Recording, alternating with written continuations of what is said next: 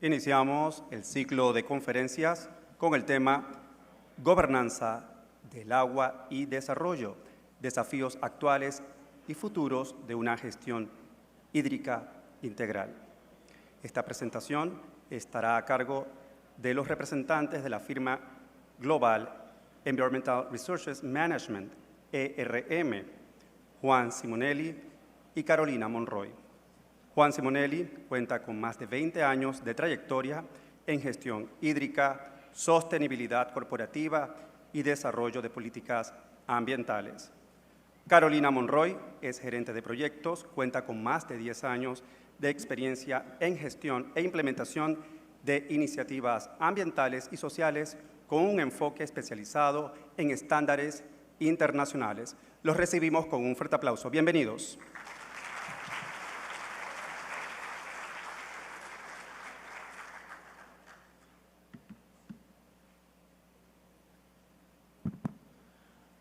Muchas gracias a todos. Buenas tardes. Y antes de empezar, déjenme agradecer muchísimo al ITSE, al CONEP por la invitación, por la coordinación de este foro.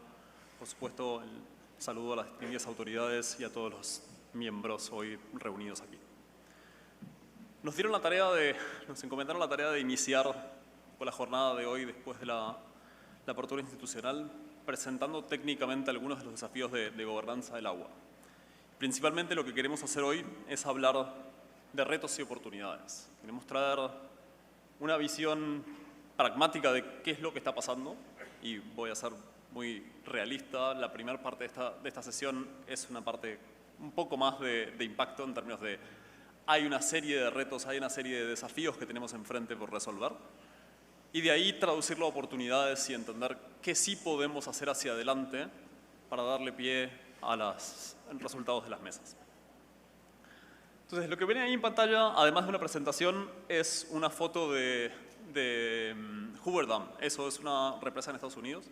La idea no solamente era traer una imagen bonita de agua, era también mostrarles qué es lo que puede pasar cuando la planificación no es demasiado ordenada. Claramente, en los niveles de agua, el pelo de agua en esa presa están muy bajos. Esa foto tiene alrededor de 5 años. Representa un momento de significativa sequía y eso representó algo así como la mitad de la pérdida de la producción eléctrica que generaba la presa. Algo así como un poquito más de 1000 megas que en ese momento la instalación no podía generar. Entonces, ese es un poco alguno de los ejemplos, algunas de las consecuencias de lo que podría pasar hacia adelante. Subestimar la dependencia del agua es uno de los problemas más fundamentales en este proceso. Y uno de los elementos que queremos traer es que sí, a nivel global estamos viendo un desafío cada vez más grande, porque la presión en términos del incremento poblacional, la presión en términos de cómo y cuánta agua estamos usando, tanto para los usos domésticos como para los usos industriales y los usos de agricultura, está creciendo significativamente. Entonces, ¿qué es lo que queremos traer? Queremos traer un mensaje donde, desde la perspectiva tanto pública como privada, sobre todo, existe una responsabilidad de internalizar el desafío y existe una responsabilidad de entender que no solo impacta lo que realizamos adentro de nuestras empresas y organizaciones, sino también entender qué es lo que nos pasa alrededor y cómo va a impactar. Muchísimo se está hablando de temas de cambio climático y la gestión del carbono se ha vuelto algo tal vez más común y menos de una jerga tan técnica. El agua es el nuevo carbono, tanto en impacto como en necesidades y representación de divulgación. Entonces ya está pasando que inversores, instituciones financieras, elementos que tal vez no asociamos tanto al agua, están mirando qué decimos en relación de cómo la utilizamos y qué impactos generamos. Solo como contrapunto de la presentación inicial, en la anterior tenían una foto en Australia de una inundación, ¿no? Entonces, tanto con poca como con mucha agua, sí tenemos ese grado de impacto. Tentado por estar en una casa de estudios, lo primero que quise hacer es incorporarles una referencia más técnica de cómo podemos analizar los ciclos del agua. Entonces, lo que ven ahí muy pequeñito es una referencia de cómo podemos sintetizar académicamente cuánta agua hay disponible a nivel global y cómo la vamos utilizando. Eso medido en kilómetros cúbicos por año. Lo que nos dice el Foro del Uso del Agua es que cada vez más la tendencia es que estamos usando esa disponibilidad.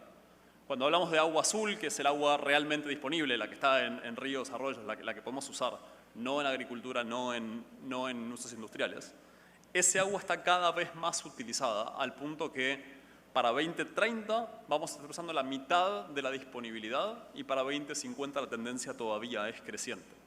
Entonces, ¿qué queremos decir acá?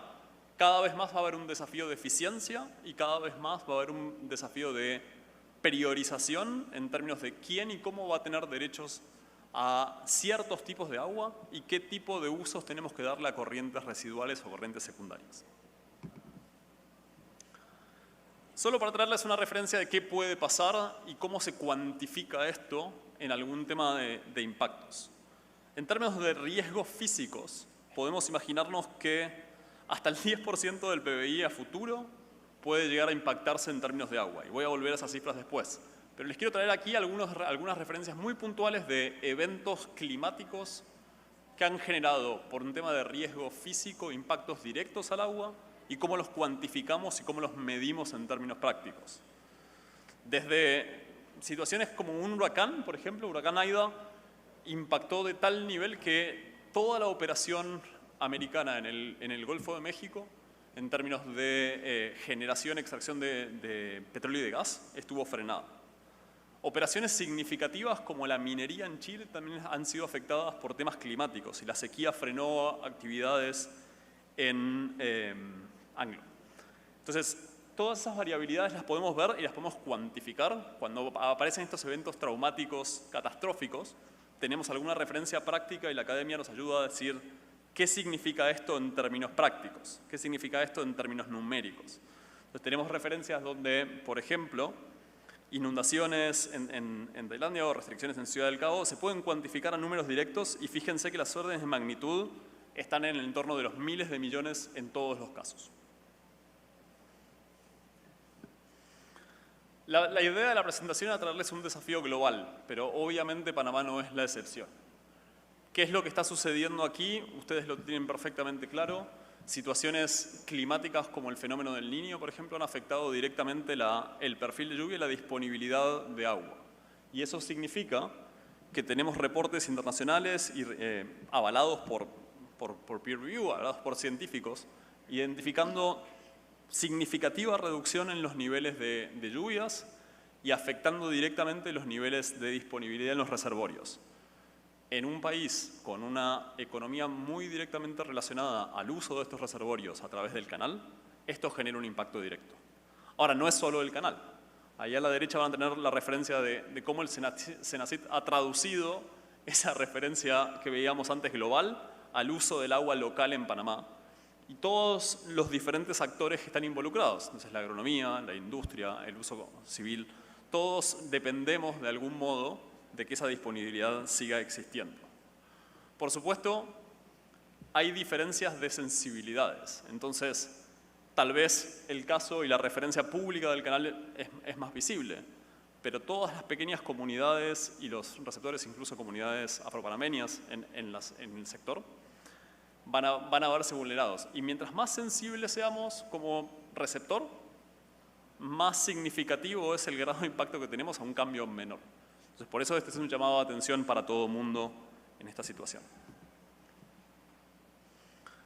Ahora, hablamos de riesgo físico, hablamos de eventos climáticos significativos, y no es solamente eso. Cuando hablamos de riesgo, estamos hablando de riesgos climáticos, hablamos de dos vertientes, de riesgos físicos y de riesgos de transición. Y en este caso lo que quiero traerles es una referencia también cuantificada, pero de situaciones donde, ya sea por cambios de regulación, por falta de gobernanza o por identificaciones o riesgos reputacionales, se generaron también impactos directos a sectores económicos industriales o generales. Entonces, no quiero ir uno a uno, obviamente la presentación la van a tener disponible, pero la intención aquí es decirles, miren, hay un deber ser, hay una necesidad de internalizar estos elementos de gobernanza, hay una necesidad de cumplir con los requerimientos normativos y hay una necesidad de garantizar y actualizar esos procesos. Y ojalá a través del ejercicio que vamos a ver más tarde, efectivamente nos alineemos a este proceso y todo el mundo esté informado y esté alerta a la gestión de cambio que va a tener que implementar.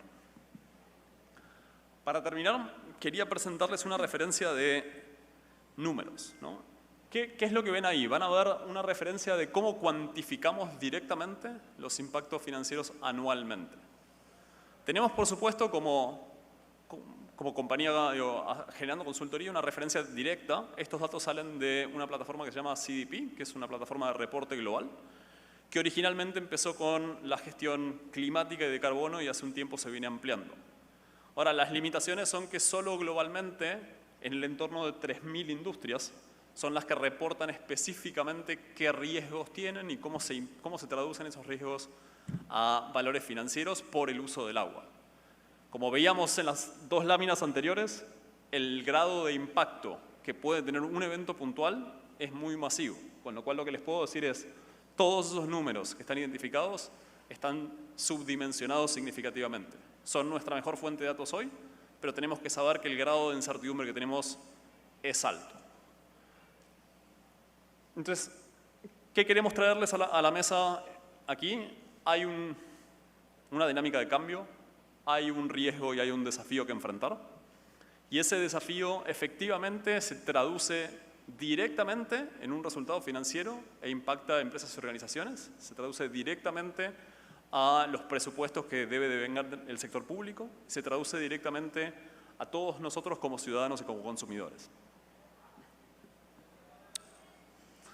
Cuando quería traducir qué significaba eso en términos de impacto y cómo buscarlo en términos de cómo contarles por qué pasa esto, busqué el concepto de escasez y de sequía, e Internet nos muestra ese tipo de fotos que ven ahí. Digo, por supuesto, desierto puro, manos buscando aguas en un grifo que no se encuentran. ¿Y por qué se relacionan una cosa con la otra? Cuando tenemos agua, cuando el agua está disponible y está asequible, en general el costo que tenemos de captación, el costo de uso del recurso es un costo relativamente bajo. Cuando no tenemos agua, cuando esa disponibilidad se ve afectada y cuando tenemos que evaluar el costo marginal que estamos dispuestos a pagar por la falta de agua, es donde realmente entendemos la naturaleza del problema. Entonces, fíjense claramente por la lógica del idioma, se van a dar cuenta, yo no soy local, soy argentino, hace un tiempo estoy viviendo en México. En esta época del año, viviendo en plena Ciudad de México, en un barrio relativamente acomodado, sistemáticamente yo sé que me voy a quedar sin agua. Y eso significa que cada día que me quedo sin agua, tengo que pagar un costo de comprar en forma privada una pipa, un camión de agua que viene y surte en nuestro apartamento. Y cada uno de esos eventos tiene el mismo costo que el bimestre, que 2 meses de abastecimiento público. Y por supuesto nadie cuestiona el impacto que esto tiene. Todos estamos dispuestos a pagarlo y pagaríamos más si fuera necesario. ¿Por qué? Porque sabemos que estar 24, 48, 72 horas sin agua es un problema. Entonces, este es el mensaje que quiero traerles desde el inicio de esta conversación, traducirlo al impacto social que esto trae, a cómo nos afecta a cada uno de nosotros y salirnos de nuestra por ahí zona de confort personal para quienes tenemos la posibilidad de estar en una situación más cómoda y pensar en qué pasa para quienes no lo están. Y bueno, aquí, ¿qué papel juega la gobernanza hídrica? Hoy en día sabemos que hablar de estrés hídrico es hablar de estas diferentes presiones que se ejercen sobre el recurso del agua y no solo hablando en temas de cantidad, sino también en otros temas como es la calidad, la salud, la gobernanza o la infraestructura. Y aquí les presentamos el estrés hídrico con 3 dimensiones para explicarlo un poco mejor.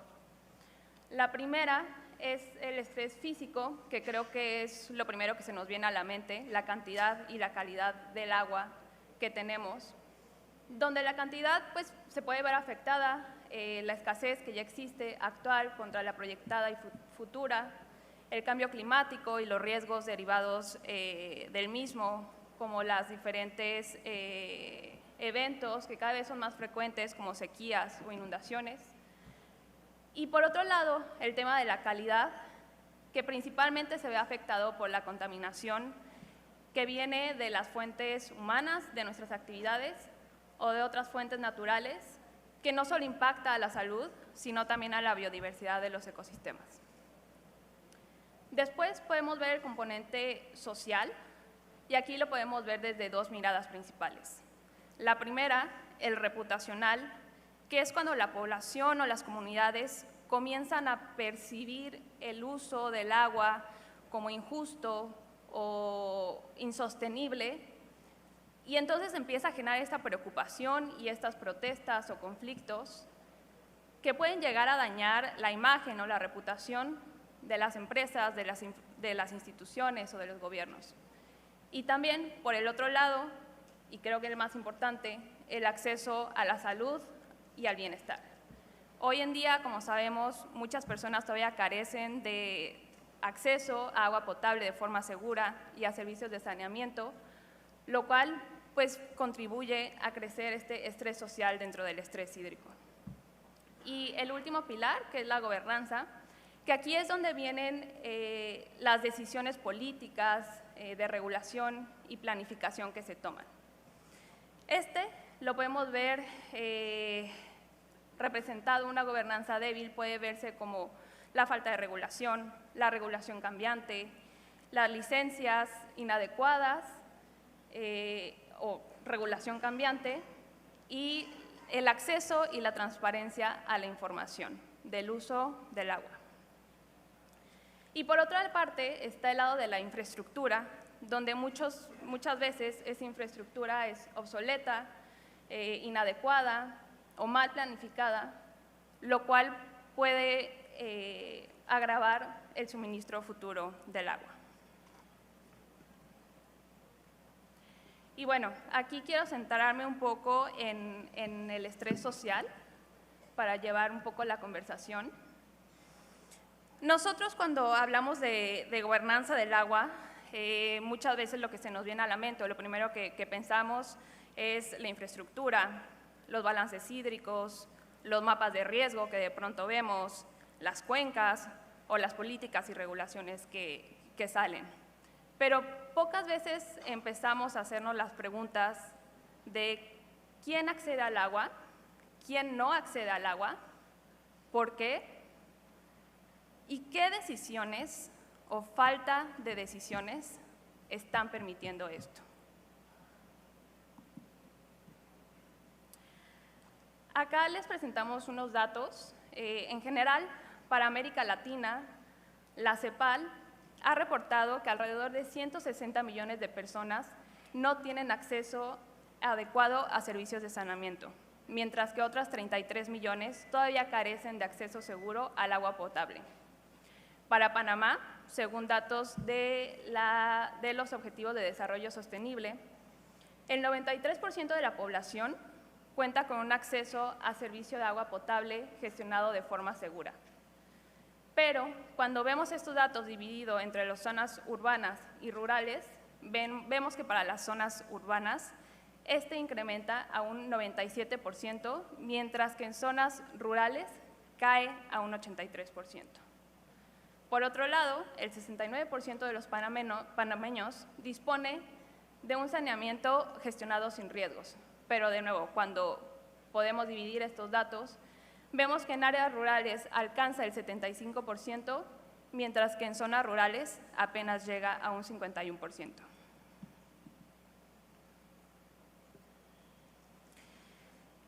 Y aquí, ¿qué brechas sociales afectan a la gobernanza y a la seguridad hídrica? La primera, como ya lo vimos con los datos anteriores, son las brechas territoriales. La cobertura del servicio varía en algunas zonas drásticamente entre las zonas urbanas y las zonas rurales. También entre aquellas regiones que son más conectadas al Estado y aquellas que históricamente han sido marginadas. Tenemos las brechas de género, porque a pesar de que la mujer es una de las principales gestoras del recurso del agua en el hogar y en las comunidades, todavía su representación en espacios de toma de decisiones son mínimos. Y también están las brechas institucionales. Estas están presentes en territorios donde el Estado tiene una presencia débil o zonas de conflicto, y donde la ausencia de mecanismos claros de asignación, de monitoreo y de rendición de cuentas pueden agravar esta conflictividad social, exacerbarla y también debilitar la resiliencia comunitaria frente al cambio climático. La seguridad hídrica no es solo hablar de la disponibilidad del recurso, de cuánta agua tenemos hoy y de cómo la podemos usar. Es también hablar de estabilidad institucional, legitimidad de procesos, resiliencia social y equidad en el acceso. Y bueno, acá cómo podemos fomentar desde la participación y convertirla en una herramienta de resiliencia, cómo poder hacer que la participación deje de ser un proceso más consultivo y volverse inclusivo o incluso hasta transformador. En América Latina, en nuestra región, las consultas públicas suelen ser ejercicios formales, ejercicios centralizados y en ocasiones excesivamente técnicos, lo cual empieza a crear estas barreras que empiezan a excluir a estos grupos como las comunidades, pueblos locales, pueblos indígenas, las mujeres, las juventudes, la población en pobreza. Y si queremos transformar esta gestión del agua desde lo social, también debemos de transformar esos espacios de participación. ¿Qué podemos ir haciendo? Podemos empezar a crear mecanismos que sean deliberativos, que sean culturalmente apropiados, que se adapte a los tiempos y a las formas de las comunidades, de los pueblos indígenas,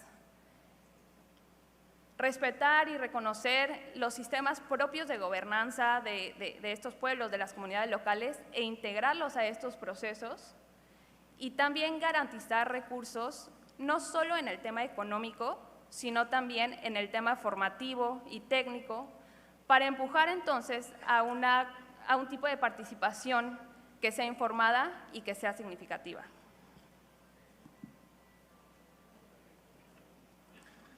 Bueno, para continuar con el desafío y empezar a pensar en cómo hablar de oportunidades, yo quería traerles la última diapositiva que prometo va a ser como más en términos de dónde estamos y empezar a pensar propositivamente. ¿Qué es lo que vemos a partir de la experiencia trabajando directamente con la industria en términos de principales retos y principales barreras en términos de la gestión eficaz corporativa del agua? Lo que vemos es que existen una serie de desafíos internos para quienes conocen las dinámicas de empresas y organizaciones, y representando al CONEP, muchos de los representantes están aquí. Tenemos temas desde divulgación no confiable, o sea, no tenemos la información necesaria ni tenemos la granularidad de esa información. La tenemos fragmentada de tal manera que no alimenta de forma integral la toma de decisiones, lo cual trae parte de los desafíos que Carolina contaba recién. No siempre tenemos todos los instrumentos de control y verificación necesarios. Tenemos un limitado acceso a indicadores específicos de gestión de agua. Y eso en general habla de que no pensamos, no estructuramos una herramienta o una estrategia general que nos permita elegir y encaminarnos en una dirección donde queremos ir. Y eso está asociado a las dinámicas o a los desafíos habituales que tiene el mundo corporativo. O sea, efectivamente tenemos a veces gestión de activos evaluados, limitaciones de recursos. Estamos hablando de un problema, de una dinámica que no necesariamente está ahí hasta que aparece. Entonces tenemos que traer para adelante y visibilizar un desafío muy importante, pero no necesariamente urgente, hasta que tiene tal grado de urgencia que es posiblemente más importante que cualquier otro.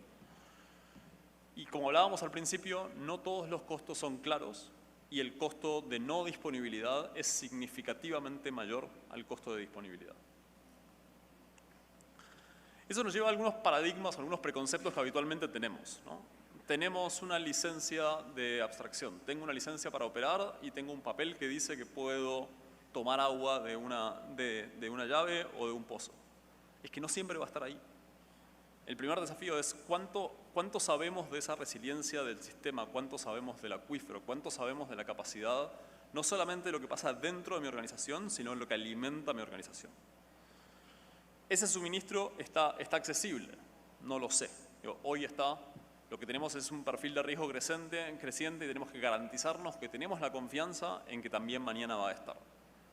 Conocemos sus costos reales de operación y sabemos todo lo que hay que invertir, no solamente en abstracción, sino también en mantenimiento.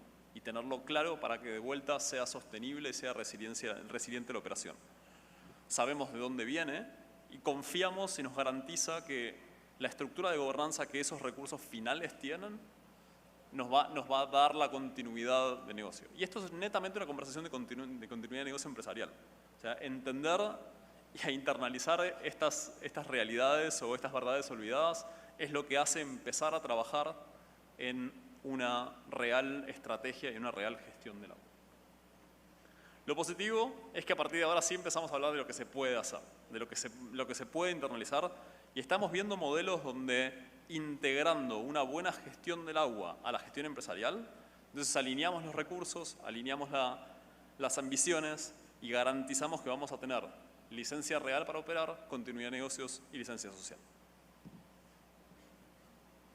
¿Cómo se ve esa gestión? Bueno, básicamente aquí ven una referencia y típicamente en la industria empezamos del lado superior izquierdo, empezamos entendiendo la eficiencia, el uso, entendiendo dónde generamos corrientes residuales, qué se puede mejorar de esas corrientes y qué pasa dentro de mi pequeño mundo, mi pequeño proceso.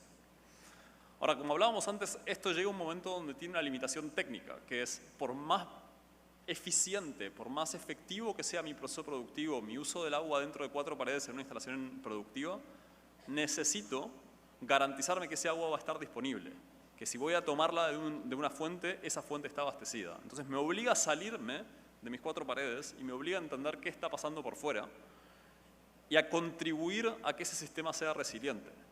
Si yo genero una corriente residual y esa corriente residual la puedo descargar en un lugar donde alimenta un reservorio, no afecta la calidad, puede funcionar, es viable.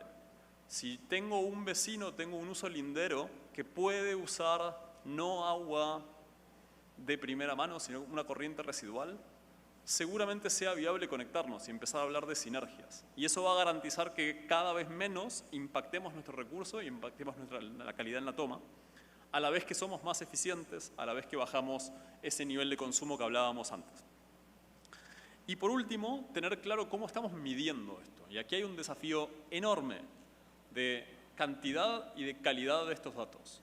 ¿Qué datos tenemos? ¿Cómo los contamos?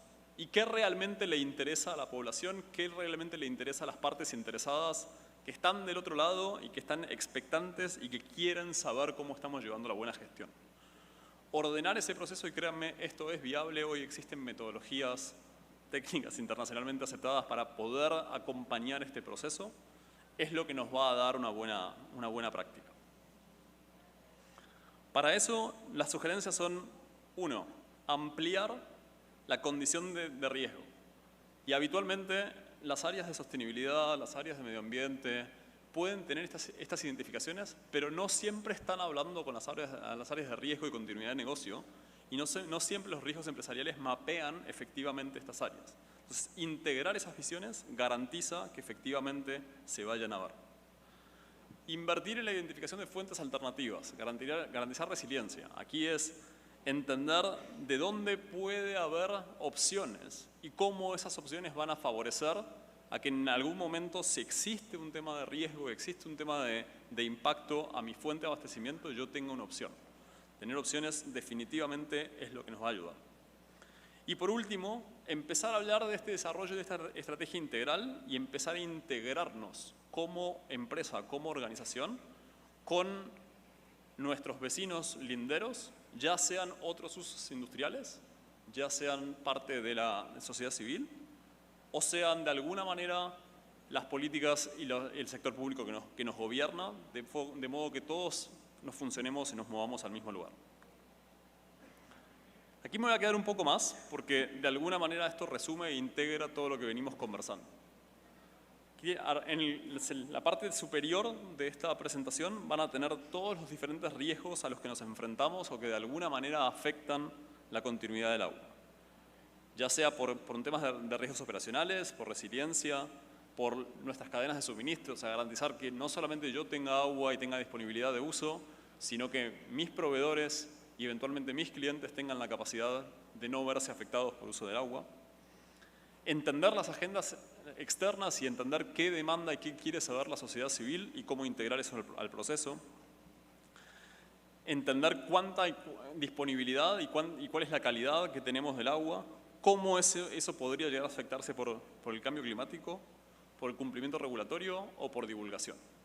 Y aquí es donde yo empecé diciéndoles, miren, trabajando con sectores como el sector financiero, que cuando uno piensa en un banco o una institución, definitivamente no lo asocia con el uso del agua, cada vez más, para tomar capital, para poder ser receptor de una inversión, vamos a tener que mostrar y garantizar que esa inversión va a estar respaldada en un proceso sostenible. Entonces, este tipo de preguntas nos las va a hacer un banquero a la hora de elegir si nos presenta o nos presta este capital. ¿Cómo traemos esos riesgos a estrategias? Bueno, definiendo cómo y cuándo vamos a comunicar y qué vamos a comunicar.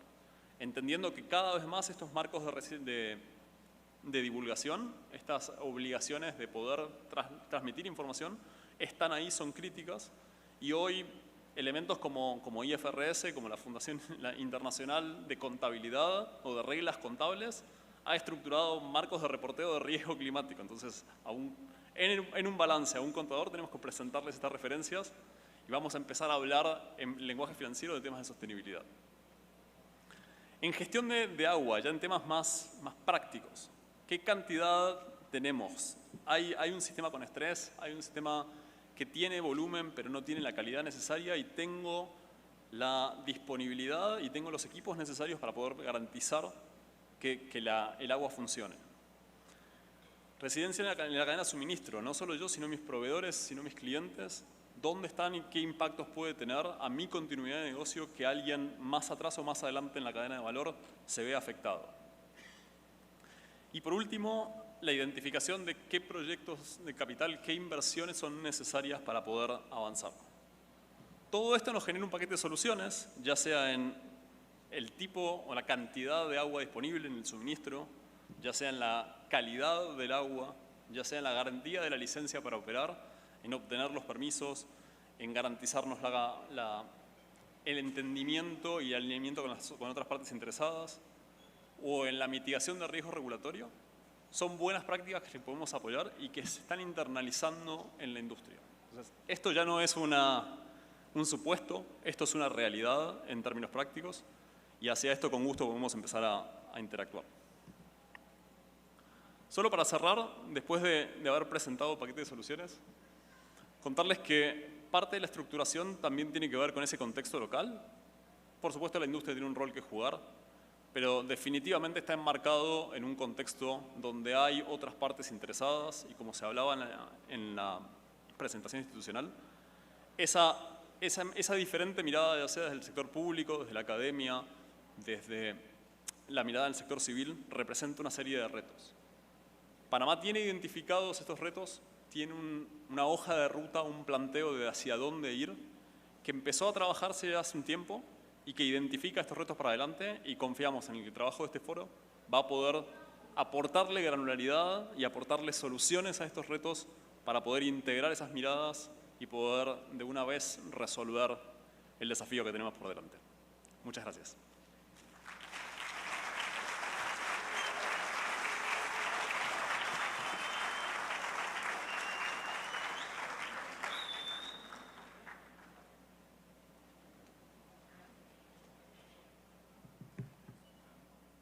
Muchísimas gracias a Juan Simonelli y Carolina Monroy por su participación.